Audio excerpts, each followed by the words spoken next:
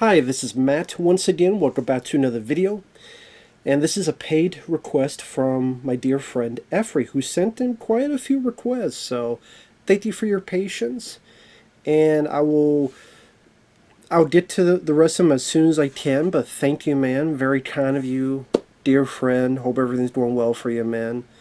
And one of the requests, there's a batch of Wings Hauser who sadly passed away not too long ago. And then there's a little batch of movies for Richard Norton, another guy, Sally, who passed away.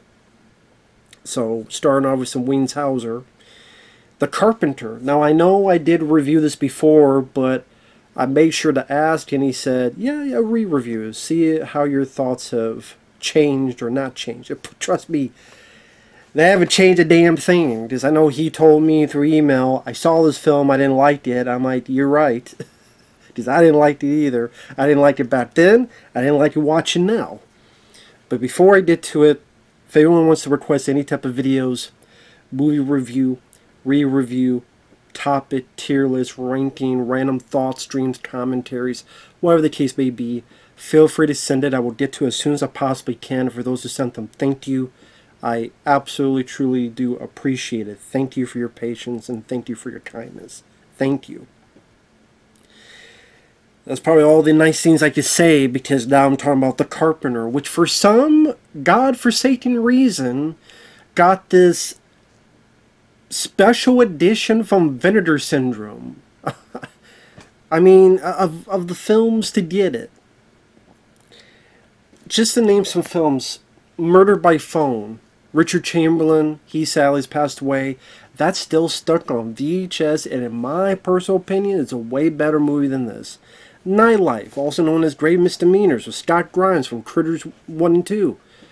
That's still stuck on VHS. So many other films that are stuck on VHS because of who owns it, or they can't find the negative, or people don't care and they don't seek it out, which I think is the case for Murder by Phone.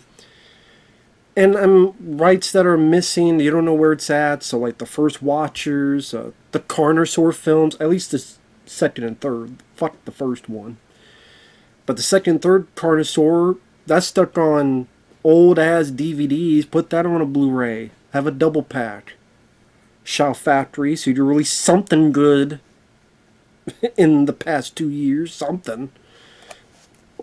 Anyway, but yeah, Vinegar Syndrome, and it's got special features. There's even interviews with Wings Hauser, of course, before he passed away, the director. I'm like, really, this film? Of all films, this film? A film that, and when I did my review, I keep mentioning the scene because it is the highlight, if you want to say this movie has highlights, of the movie, where, to set it up, Wings Hauser, who I always liked as an actor, he was in Mutants from 1984, a film that I did like. He was in Vice Squad, very wonderful performance. He was in films that, even if the films are not the best, it's nice to see him in there. And in this, he does what he can, but I'll get to that. He is a ghost. That's really what it is. He's a ghost. There's a backstory later on where he was building this house and he sank all his money into it and he did not even go to work. He was obsessed with this house. Some repo men tried to get and stop it. He killed them and he was caught and electrocuted for it. All stuff that sounds like the more interesting movie, honestly. Why can't the movie be that movie? About Wings Hauser going more and more crazy, more and more obsessed, more repo men. He's killing them. He's chopping them up. He's sawing them. He's hiding them in the walls, wherever the fuck he's doing. Why can't that be the movie instead? And we don't get to see any of his backstory. We just have some redneck, dipshit sheriff, cop, whatever the hell he was. The only guy in the movie with an accent, southern accent, explaining it. Stuff that we would like to see. The lead girl, she is a psycho. Like, she's a nutcase. I'll put it that way. She's a nutcase. I mean, literally at the beginning, she's cutting her husband's clothes up because she's nuts. So she gets put into a mental asylum. She's let out while the house is being fixed up. These workers are barely doing jack squat. Getting paid to watch, pretty much. So they're supervisors, really. You might as well call them all super. That's what supervisors do. The 3 people working in the hole, there'll be 7 people around watching. Those are the supervisors. They're there to watch and not do shit. So you might as well call all the workers supervisors because they don't do shit. Anyway. One day, one of the workers at night, when her husband's off working or off stooping because her husband is cheating on her, we find that out later, one of the workers decides to assault her. Get a little bit of this. Hauser comes up and goes, what's the line that he says? You know, you need to keep your hands to yourself. He takes a circular saw and he hits this, and imagine the arm and just goes, that's it, that's it. And he reacts, the person getting his arms cut off, he reacts like, I don't know, he's getting a fucking order at McDonald's, or he's waiting for the checkout lady to get his groceries scanned. That's how much he's reacting. The lead lady, she's looking at this as if she's making a pot of fucking coffee. And Hauser, I mean, he's good at being psychos, but the way he plays it here, he's just very melancholy, very subdued, and the way he tells this guy, he acts as if he's taking, I don't know, he would get more excited taking a leak. I've been more excited farting. I've been more excited playing with my balls. I've been more, I mean, you just stick your finger up your ass and you have more of a emotional response than all 3 of these people combined. It's like the most mundane, low-key, subdued reaction from everybody when it's a guy sawing someone's arms off and nobody react, like nobody, like the guy's like, I don't know why I think he's doing Tim Allen Home Improvement. At least that would have been something. He's like, ugh. I got more response itching my ear. What the fuck? And that's I mean, it's comical and you can laugh at it, but it's like, what the fuck is this shit?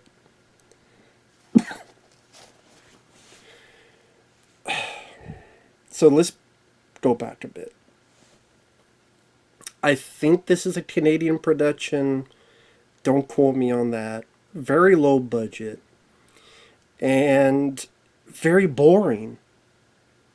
Even the opening titles are bored because you have someone slowly using a saw, going in this motion. I guess so that the running time is longer. And even the text is like, you're not getting any fancy text. You're not getting any fancy, sexy fonts either. It's just the Carpenter. The most basic, boring title, which fits this basic, boring fucking movie. With I mean, even the guy getting killed is bored. He's not moaning, he's not groaning, he's not coming, he's not going. He ain't doing anything.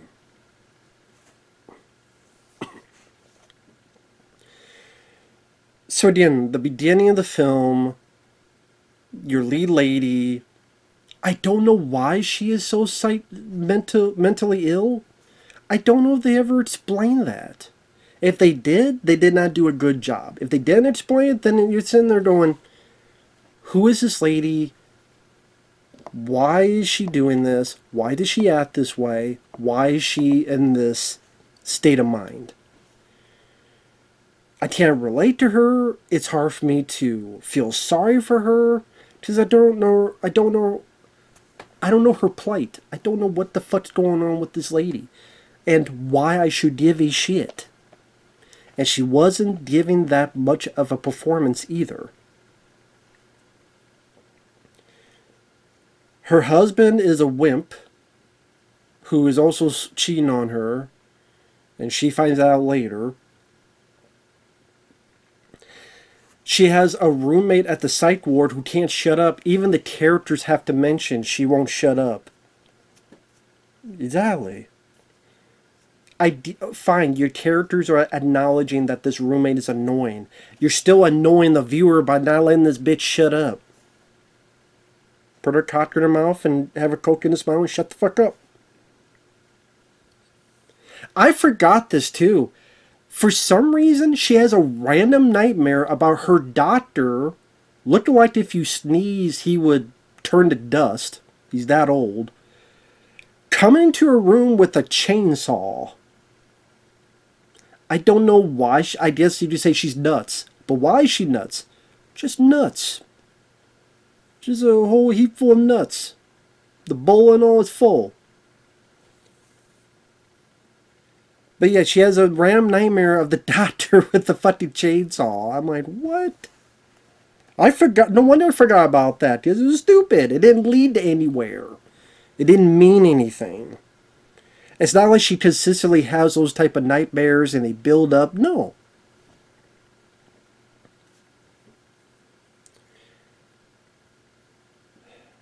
So she gets out of the institution. She goes back home. The workers are pissing around, not really doing much of fixing anything. I guess they learned their trade from The Money Pit. Although it's a much better movie than this. And one day, or I should say one night, she hears noise from downstairs. Goes down, there's Hauser. She's like, why are you working? He's like, well, he's acting nice, he's acting kind. He's like, this job needs to get done. And yeah, I would use a hammer, but nail gun works better, especially against the mice. And the movie just so much drags its feet with its pacing. Soon after, this worker has the hots for the lead lady. After being at the bar where one of the guys says, oh yeah, this lady, she said, I won't do without a rubber. She's real class. Yeah, that's how you know a lady's real class. Because we need to do it with a rubber. And pretty much everybody who dies deserves it. So, I mean, however you feel about this, however you feel about that. But everybody who dies deserves it. I mean, the first guy to die is the guy who tried to rape her. And that's the guy who gets his arms cut off. And feels nothing. Maybe all the blood went to his dick. And that's why he couldn't feel anything. Because I guess you it's that bit, you know. I guess I have to remember if someone tries to cut my arms off, make sure all the blood and mine goes to my dick, so I won't feel anything. Maybe, you know, if Jason, I'll do another Friday the 13th film, and Jason will cut my arm off, but I'll feel nothing because it'll be in my dick. I'll just slap him in the face with my dick. You never seen that in a Jason movie. So I guess that's something I could learn from this.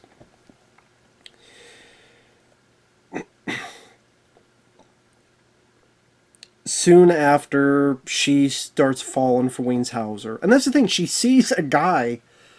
You just say, well, Matt, she's nuts. She was in a psych ward. Of course she's nuts. Okay, you're nuts. But why is she nuts? And being nuts is one thing. And yeah, this guy, I mean, he's ready to do it to a woman. Can't feel sorry for the guy. Still, it's someone, not just murder, but getting their arms cut off with a saw. It's not something you see every day, and she's just cool as a cucumber and never mentions it again. Like, oh well, he's sweet, it's Hauser. What? It's just mind-boggling, some of the actions of the characters, but they're nuts, okay? I guess that's all you need, they're nuts. And Hauser, I like as an actor, and I buy him being nice and courteous to Lady. When the kill scenes happen, he seems bored. It didn't seem like he wanted to be there. Now, in the interview, which I was able to find and download, I don't have it anymore, but just honestly, it's like I'm watching the making of, and I'm sitting there going, you know what? This really isn't much interesting backstory to this. It's just the people who made it were young, and Wayne's was like the older guy, and Wayne's thought, okay, it's be something, a bit different. And there you go. And he said, they were nice, and they were young, and they were full of energy. I wish they translate that into the fucking movie and have some energy. That's why the film has no energy. It was all on the fucking set. It was all soaked up and zapped up and by the set, by the crew, by the cast. So there's no more for the movie. But the kills, 2 people that get fired, 2 workers, they come in trying to steal stuff. One gets a saw to the head like this, but you don't see anything. You just see the saw like this. But you don't see any details. Like, you literally see as much as I'm putting here. Just about as a saw. That's it. You don't really see much of any. The other is a guy who gets a drill to the neck. Now, I don't have the Vinegar Syndrome release. I saw this on YouTube. So it was like VHS quality. I don't think seeing this in HD would make it better. But a guy gets drilled in the neck. There's not any like up close shots of the drill going to the neck, anything like that. It's a far away shot. There's enough shadows there you can barely see anything anyway.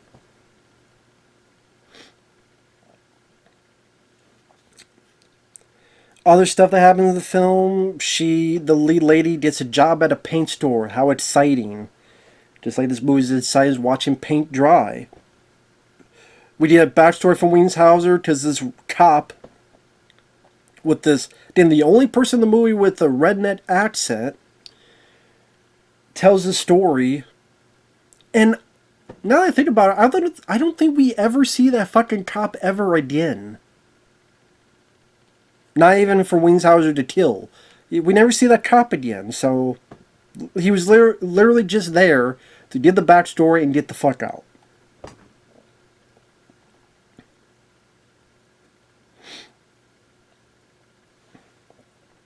And then that's when he kills the 2 thieves. There's also a bit where he's rambling about people being too soft today. They don't want to get their hands dirty. And then he drills to the body. You see? Soft. And again, the lead lady sees all this and thinks nothing of it. Oh, she's nuts, Matt. Okay, I did it. I heard it the 5th time. But why is she nuts? And why should I give a fuck about this nutty lady?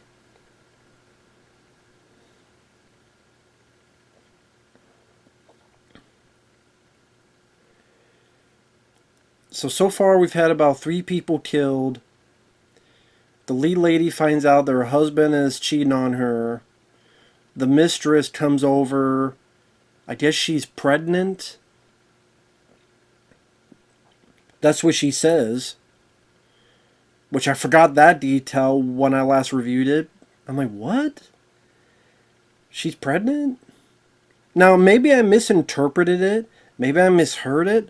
But I swear she said she was. That's important because then our lead character wants to shoot her with a nail gun. Wienshauser helps her. They both shoot and kill this pregnant lady with a nail gun. Now, granted, the lady was a bitch, spouting off all this BS. But it's still a pregnant lady, and the baby didn't do anything. So, lead lady, and no, I don't remember her fucking name. That's why I don't say it. You still help. If that was the case, that this mistress was pregnant, that means our lead lady was an accomplice. Let me repeat, an accomplice to killing a pregnant lady. But we're supposed to give a flying fuck about her at the end of the film. I would love to talk to this director and writer and ask them Why should I give a flying fuck, an FF, a flying fuck about that? Please, the writer and director, if you somehow see this, please explain in the comments why I should give a fuck about this lead lady that helped kill this pregnant lady. She was in her right mind. I'm sorry, that don't work for me, brother. Sorry. Like Hulk Hogan would say, it doesn't work for me, brother. No. Hauser at one point has a white suit and dances with her.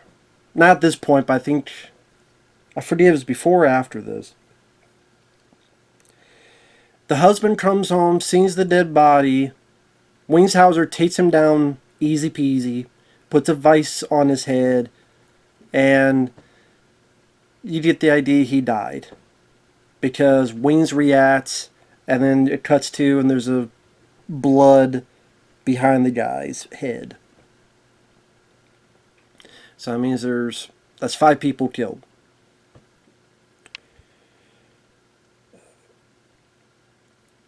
The lead girl's sister comes by, and she's freaked out going, what the hell? She's the only one with a legitimate response. She's scared, she's freaked out, she's going, what the fuck? She doesn't know all the details or what happened. Like, she didn't know that... there's no way she would know that this girl helped kill this pregnant lady with a nail gun. Sees Hauser. Wings goes, listen, you could go, but your sister's going to stay. I do like that the sister goes, you're absolutely right. Okay, you stay there. Right, you're right. Okay, we'll go. You stay there. I like that she's... I don't know. Just something about that felt... I don't know if I want to say real, but something about that felt natural. Like, okay, let me try... Like, trying to calm him down and trying to say what she thinks he wants to hear. There's something about that I actually did not mind. The sister's barely in it, but if there's one person I could try to get behind, it's her. I wish she was in the film more and established and built up more. Wings gets pissed, throws his sister at the wall. The lead girl's pissed at that. And the lead girl, I'm sorry, she wasn't that... I don't think she was that great of an actress. When earlier she's confronting the mistress, and she keeps repeating, you dirty little filth. You'd come in here and wreck my house, you dirty little filth. I don't know why she had to keep repeating that, but whatever. I'm like, this acting is shit. And Hauser just phoning it in. And again, I miss Hauser. Watchers 3. Watchers 3 has a lot of flaws. But I could watch... Well, pun intended. I could watch Watchers 3 a lot more than this. And I think Hauser does a better job. Hell, there's more blood in that than in this. And there's not a lot in Watchers 3, but I think there's like a scene where a heart gets ripped out or something. That's more bloody than anything in this. Even when the arms are cut off, you barely see any blood. Again, all the blood went to his dick. That's why. But Watchers 3 I'd rather watch than this. Mutant and Vice Squad and... You know what? Although I have flaws with Nightmare at Noon, I'd rather watch that than this. This... I'm not going to say it's the worst Hauser film, because I have... Well, actually, one I saw that he's barely in was worse, more boring than this. Because while Hauser, it's still nice to see him, because I like him as an actor. I think there are moments that he's trying, when he's being nice and courteous and being kind of suave. I can see why she would be attracted to him in terms of, okay, he's trying to elicit a bit of charm. Compared to her husband, who's a fucking wet sock. What does that mean? Do you want to put on a wet sock? No. And you don't want to put this guy on you, whether you're straight or gay, or man or woman, or both or neither. You wouldn't want this guy around because he's a wet sack of noodles. And cheating on his wife, so no good. So you see Wings' charm. You can see why she goes towards him. Although again, Why she's so nuts, I don't know. Again, if they tried to explain it, I apologize. I completely fucking forgot. It was so goddamn boring. It ends with the lead lady realizes that if you hurt the house, you hurt him. So they wreck the house, more like they hit the house walls, pound on the house walls. He gets hurt. She gets like a little, not flamethrower, but gets a little torch. It burns him up. Practical, stuntman. Give credit to him. Give credit to anyone who's able to set themselves up on fire. It's something I would never do. Although you just see he does this move like this before he falls. I think on the making of, they said the reason the guy did that is because like the gel they put on to so you don't get burned did not reach his neck. So like his neck was really like burning up, so he's like trying to do this.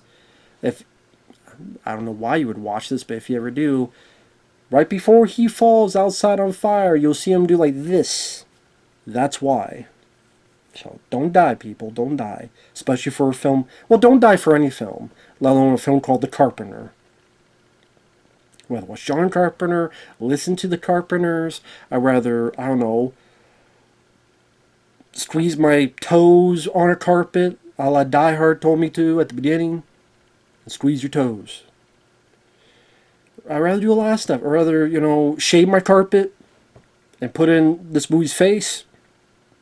I'd do anything else, but I don't want to see this film again.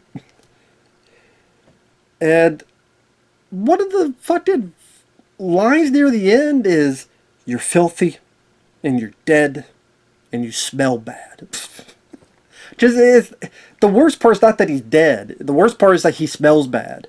You're filthy, and you're dead, and you smell bad. Are you trying to be like an action hero now, lady? Yeah, no. No. Just a stupid fucking line. I'd probably make this sound more... I mean, it is goofy and dumb. I'll probably make this sound more entertaining than it is. If I'm not, stick with that. If I am, you can watch it, but I think you'll be disappointed. So, burns, or he burns, lead and sister leave, end of movie. So yeah. I felt the same way as I felt when I first saw this.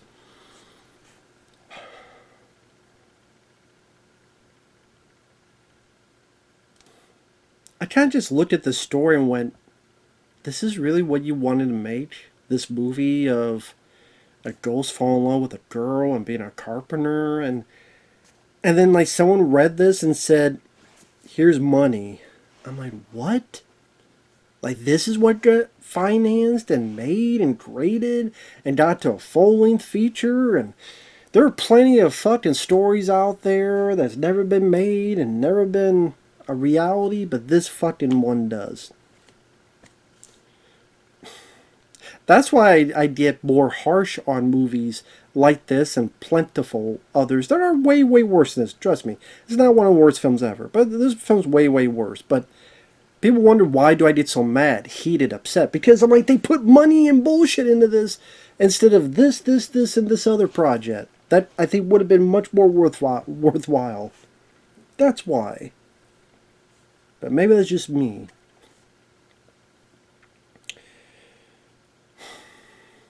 With that said, yeah, I don't know what else to say. Yeah. I guess if you really want to, there's a Venator Syndrome release of this. Although, I don't know if it is right now, but it was uploaded on YouTube, the VHS version. So, if you really need to see it, it may not be up there anymore. Because now this release, but anyway. And the cover where it's wings with the drill, it makes it seem like it's going to be much more of a fun, campy horror film, and not really. It's fairly slow, fairly plotting, fairly slow paced, not a lot of kills, and the kills you do have, there's not a whole lot of blood in them.